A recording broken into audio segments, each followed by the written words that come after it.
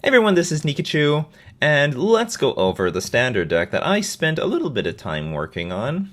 Blue-White Spirits, people. This, if I can't play Merfolk at the Pro Tour, I'm going to play it in Spirit, and it's still a deck in progress. I was playing it at the time right before the Pro Tour, so I'm actually I have some reasonable belief that my playtesting was up against a bunch of Pro Tour regulars.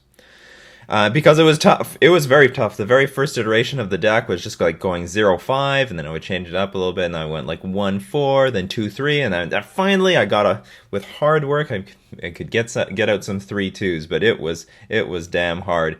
And so let's go through the deck. There's no Avacyn Archangel in this deck. The reason for that is that it's just way too expensive. There were a lot of games where I was just dying before I could cast the thing, and even against a lot of control decks, I felt like it was just too much mana to tap out because my opponents could play their own Essence Flux or Disallow on her, and I don't really I wouldn't have the mana to I wouldn't have any counter backup following it. What else can I say about this deck? I played Gideon in it at first, and it was terrible. Gideon is a terrible card in this deck. It's just way too slow. It's sorcery speed. It's not very good. Maybe I should go over what are the benefits of Blue-White Spirits. Well, first off, we've got a lot of flash creatures, Rattle Chains, Nebelgast Herald, and Spell Queller. They all operate at flash speed, but even more importantly, when Rattle Chains enters the battlefield, it will give all other spirits flash. So once this thing hits, everything else, almost everything else except the Thraben Inspector is going to have flash. Flash, very, very important in this deck. Helps a lot against the control decks.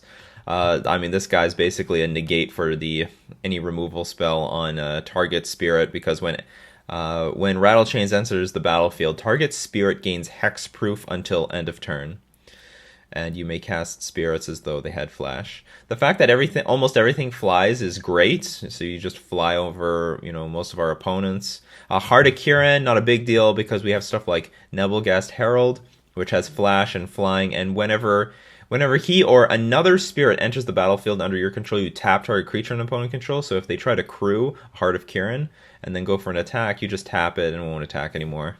And then if you got both these guys in play, anything you flash in is going to affect that, like Mausoleum Wanderer. Now, Mausoleum Wanderer is the standard version of Curse Catcher, except he's way better because he gets +1/+1 for each spirit that enters the battlefield this turn, and you can sacrifice him and counter an instant or sorcery spell unless its controller pays X, where X is Mausoleum Wanderer's power. So you could, for example, flash in a creature, make the power bigger, and make it harder for them to pay for the Mausoleum Wanderer's countering ability. Honestly, not a lot of things you can counter in Standard, which makes his ability awkward. There's like Unlicensed Disintegration and the 3-mana Wrath, the red Wrath out of the blue-red control deck. Aside from that, there's not actually all that much stuff. I mean, you can't counter stuff like Cast Out. Or it's Fatal Push, and you're just very unlikely going to be countering that. So Mausoleum Wanderer, the countering ability does help. I mean, Wanderer's ability shines the most against the control decks because you can counter what's this, the 4-mana draw 2 scry 2 card, so and the Wraths and some other stuff. So Wanderer does help in that matchup. Spell Queller's okay. I haven't found him particularly bonkers. The best part about him is the butt. He's a 2/3 toughness creature. This deck has the biggest problem I had with this deck was just Flying Thopters, honestly. If it wasn't for Flying Thopters, I would have no problem at all against any matchup. But so many decks that like Marvel, my biggest problem against Marvel was that damn Whirler Virtuoso. That is insane. This one stupid card would hold off my entire army, because at any moment they can pay energy and just put 1/1 Flying Thopters on the board, and then I'm done for. So yeah, the 3 toughness helps a lot. Spell Queller obviously good against Marvel, because you can counter the Marvel itself. And yeah, that's about it. Spellcaller is just a fine card. But I didn't find it mind-blowing. The mind-blowing cards, okay, let's get to the mind-blowing cards, is Selfless Spirit. Selfless Spirit is the MVP of this deck. Flying, sacrifice Selfless Spirit. Creatures you control gain indestructible until end of turn.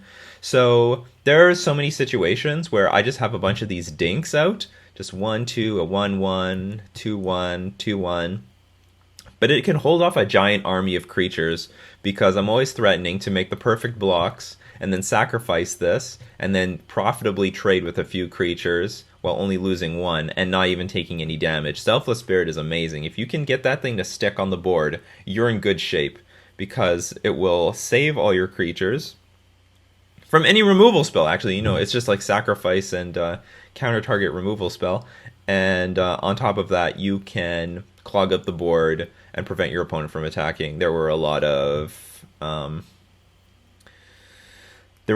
board states against Mardu vehicles where this guy single-handedly saved me.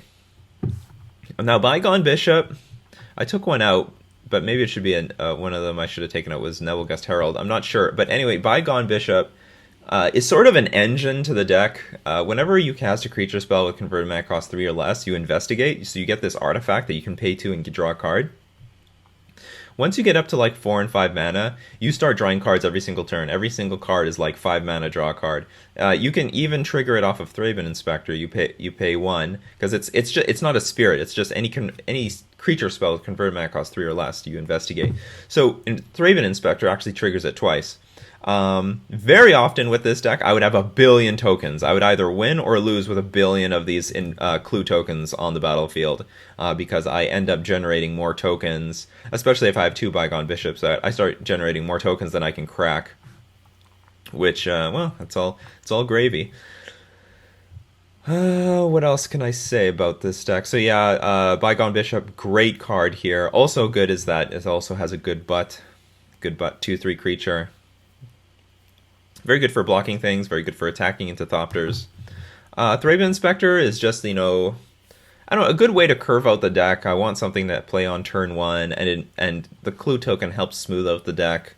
If you have a few of these guys out, then you can hold off an aggressive start from someone because you can trade 2 of them, or you can threaten to double block and then trade with 1 creature.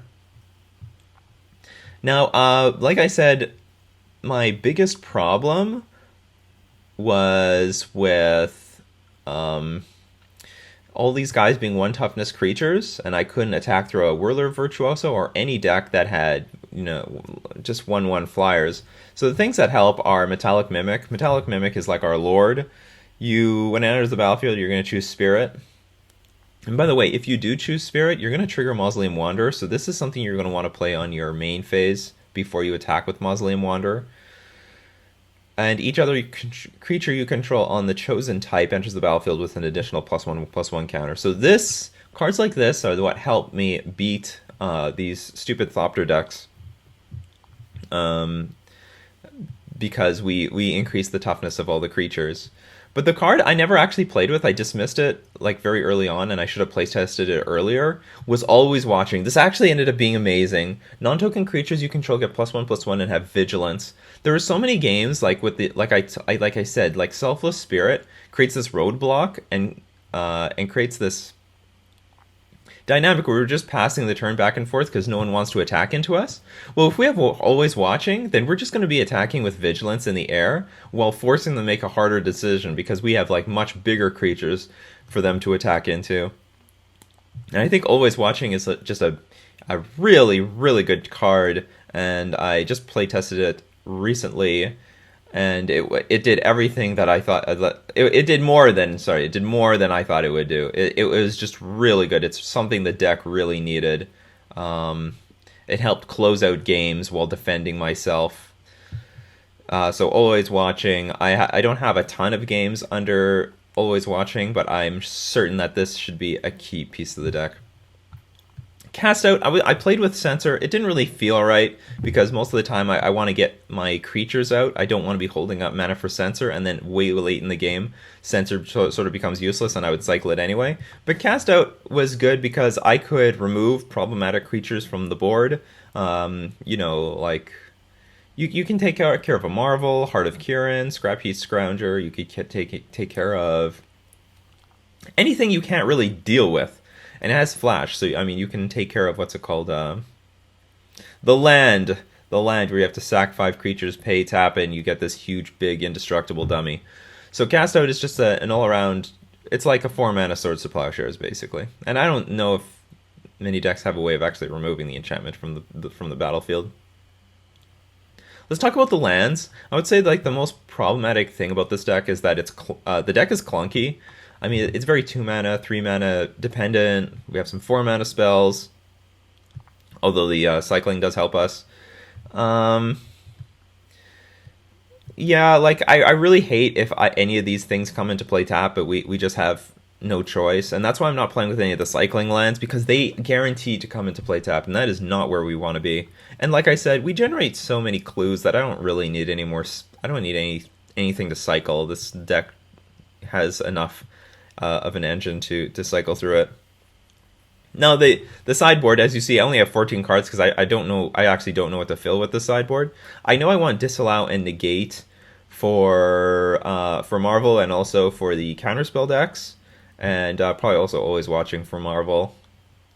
I'm actually not sure what configuration I need. I need a lot more games in against Marvel. I didn't play too much. Dispel against Mardu vehicles, which might have like Fatal Push and License Disintegration, or any deck that has a decent chunk of removal. I'm going to use this, but I'm not going to bring this in against control decks because it doesn't hit the 3-mana Wrath that red has, and I would rather use these things because they can counter the 3-mana Wrath and also disallow counters Trench, the Gear Hulk, the blue Gear Hulk. You want to counter the blue Gear Hulk, because if you don't do that, then you're dead. All you have to do is counter the blue Gear Hulk, and you're good. Against any control deck, I think we're incredibly favored, because we can play at flash speed.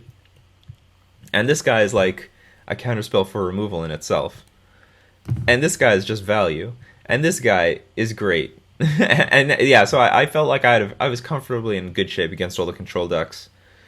Decks that I didn't feel very good against. Well, I didn't feel very good against Marvel only because I couldn't attack into them because of Whirler Virtuoso. But I'm hoping that Always Watching gives us that extra edge in order to do that.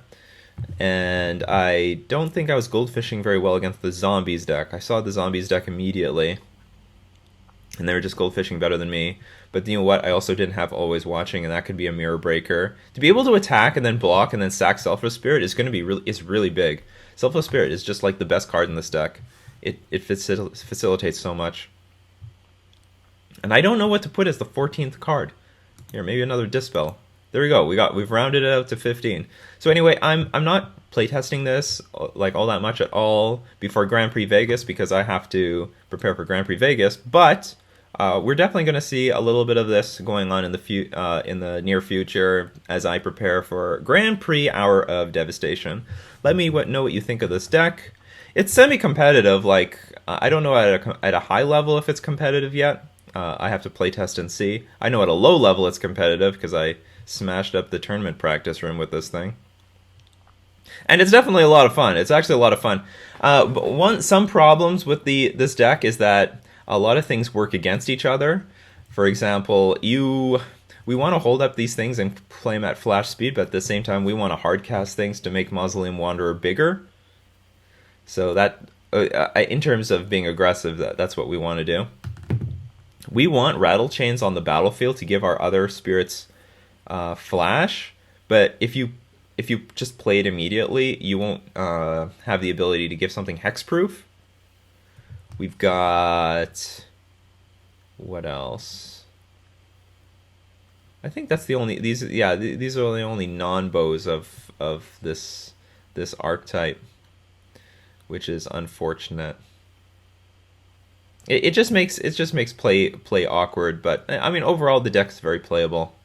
And I very strongly enjoyed playing this deck. This is a lot of fun. But you have to play. It's a lot like Merfolk. You have to play tight. You have to play smart. Know how to manage your creatures, because all these cards have a lot of words on them. If you're gonna play it in paper, make sure you understand the triggers. Like, for example, Nebelgest Herald. It's whenever another spirit enters the battlefield under your control, tap target creature an opponent controls. So this is an enter the battlefield trigger, but this is a cast trigger. So whenever you cast a spirit, make sure you get your clue token, because that could be the maker or breaker of the game. And remember that these things, both of these guys stack. So if there's 2 Bygone Bishops on the battlefield, then you get two clue tokens. And if there are 2 Nebelgest Heralds on the battlefield, then you're going to get 2 tap triggers. Nebelgest Herald definitely saved me in combat. Like, there are so many games where my opponent has just these giant creatures, and you would think, oh, I have no chance of winning this game. But all I do is flash things in at combat, tap tons of things down, attack, and then do that just one or two more turns, and boom, you've won the game. Simple as that. So Metallic Mimic is not going to activate Bygone Bishop's cast trigger, but is going to activate Nebelgest Herald's enter the battlefield trigger if you name Spirit. So I think that's all there is for this Blue-White Spirits deck. If you are a Merfolk aficionado, I think you would really like this in Standard. And it's all just a matter of making it competitive. What is that guy called? One card that I saw in a lot of Blue-White Flash lists, the Glory Bound something with Exert. It's like I think it's a 1/3 creature that can turn into a 4/4 with lifelink or something like that. Something along those lines. That might have some room in the sideboard to hold off any aggressive decks, because it's like it has pretty good defense for a 2-powered creature. So I would be looking into, something. I'm actually looking for some help against the Zombies deck. I'm not sure exactly how we attack that, but maybe something early on the battlefield that can block stuff would help. But anyway, that has been Nikachu talking about Blue-White Spirits in Standard.